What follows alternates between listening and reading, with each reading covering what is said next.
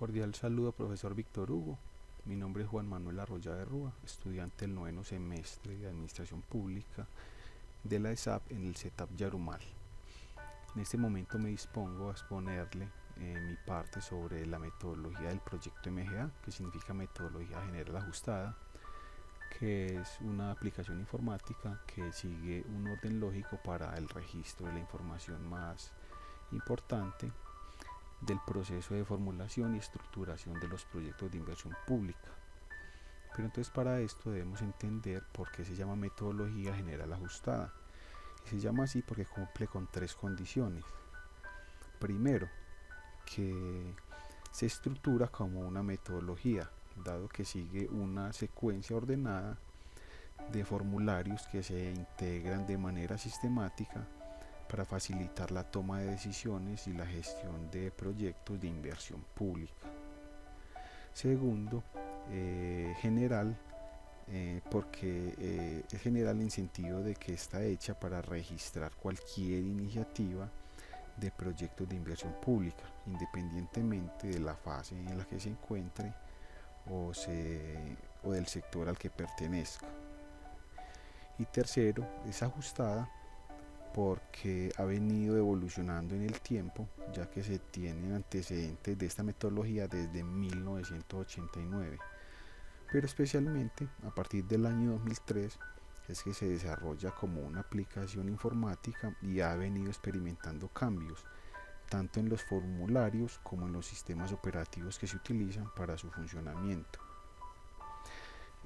Esta aplicación fue como un proyecto de grado de unos estudiantes que en sus inicios ellos lo presentaron como unas hojas de Excel en el que se llenaban todos los datos y la información necesaria para poder presentar el proyecto, ¿cierto?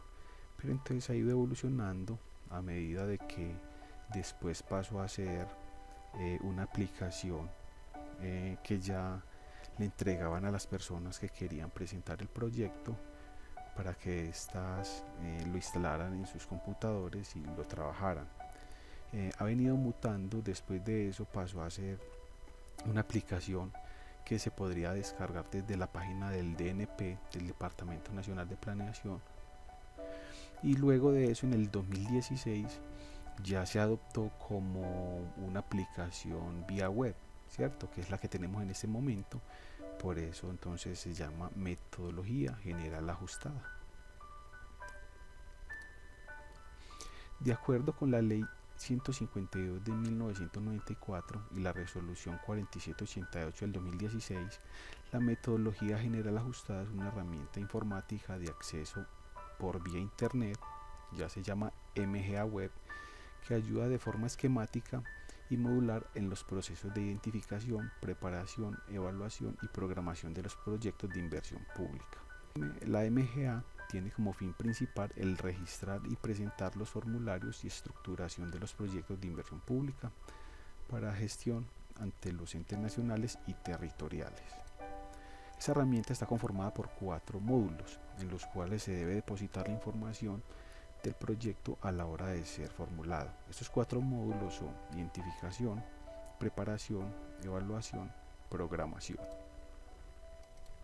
Entonces, este MGA Web tiene 4 módulos, ¿cierto? Principalmente se inicia por el de identificación, que tiene 6 capítulos. Vamos a explicar cada uno de estos.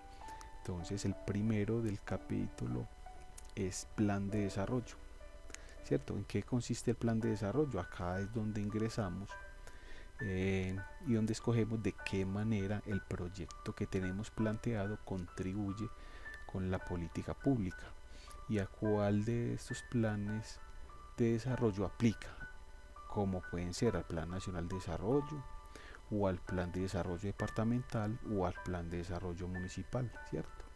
Después sigue el capítulo de problemática, que aquí es donde se agregan los problemas y las magnitudes, siguiendo la dinámica del árbol de problemas que nos entrega esta herramienta. Aquí también, aparte de los problemas, se agregan también los efectos directos e indirectos, y las causas directas e indirectas, y se hacen las especificaciones y explicaciones pertinentes referentes al problema. Luego sigue el capítulo de participantes, ¿cierto? Que aquí es donde se agregan los actores que participan de manera positiva o negativa en nuestro proyecto. Esos actores pueden ser los beneficiarios, pueden ser oponentes, pueden ser cooperativos o perjudicados. Y aquí también se ingresan los intereses o expectativas y sus contribuciones o gestiones de estos participantes, ¿cierto? Seguidamente sigue el capítulo de población, que es aquí donde se ingresa la población que está siendo afectada por el problema, al cual queremos dar solución, con todos los datos correspondientes a su ubicación, como lo son el departamento, el municipio, si es urbano o rural. Aquí también se registra el número exacto o aproximado de personas que componen esta población. En este capítulo de población también agregamos la población que es el objetivo a intervenir, ¿cierto? Si es la misma y en las mismas cantidades registradas en la población afectada, o si algún dato varía, se ingresa nuevamente esa información correcta. También aquí en este capítulo de población tenemos la posibilidad de modificar o intervenir de qué manera son los rangos de edades o géneros de la población, grupos étnicos, o si pertenece a población vulnerable. O sea, todas esas especificaciones demográficas las ingresamos en este capítulo. Seguidamente continuamos con el capítulo de los objetivos, que aquí es donde ingresamos los objetivos generales y específicos y se les agregan indicadores de medición, ¿cierto? Para estos objetivos, como pueden ser números, porcentajes, kilómetros, días, entre otros, ¿cierto? Y también se agregan cuáles van a ser las fuentes de verificación para la medición de los objetivos.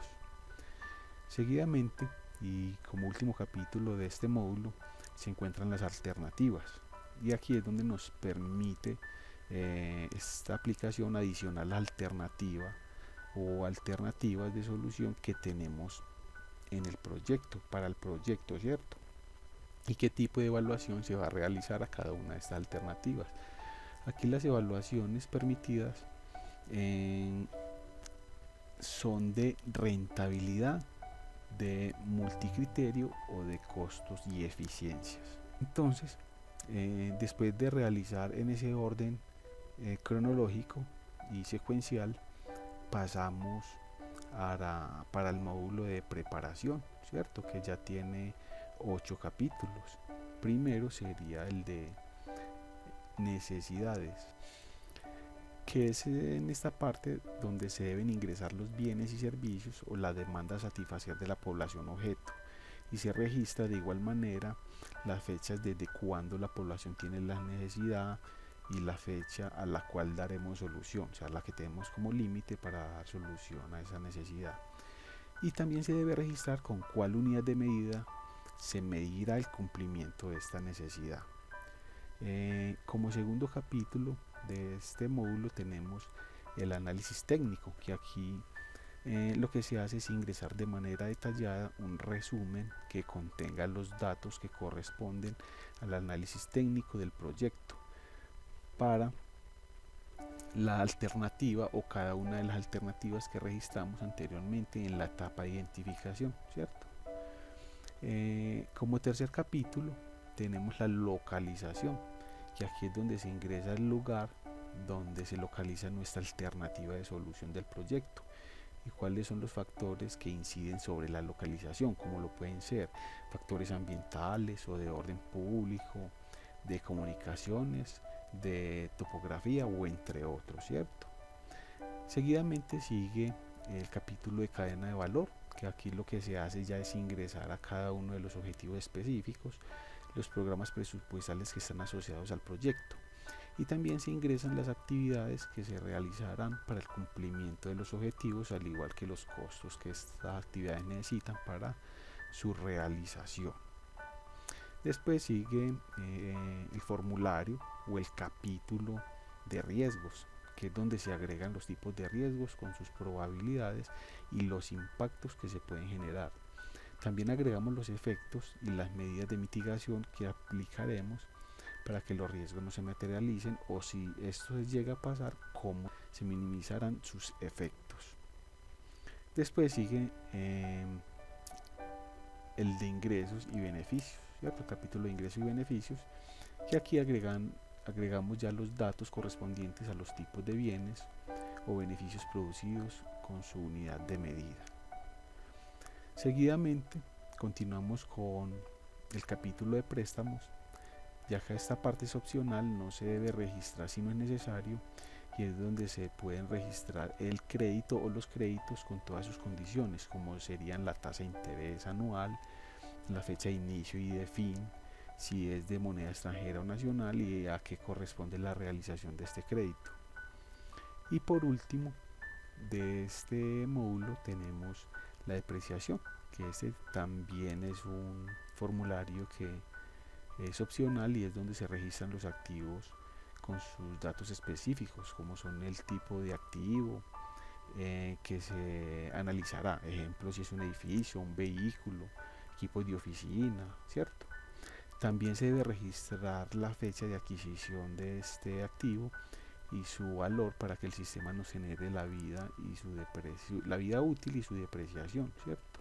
Automáticamente el sistema nos saca esto después de que nosotros hayamos registrado toda la información necesaria.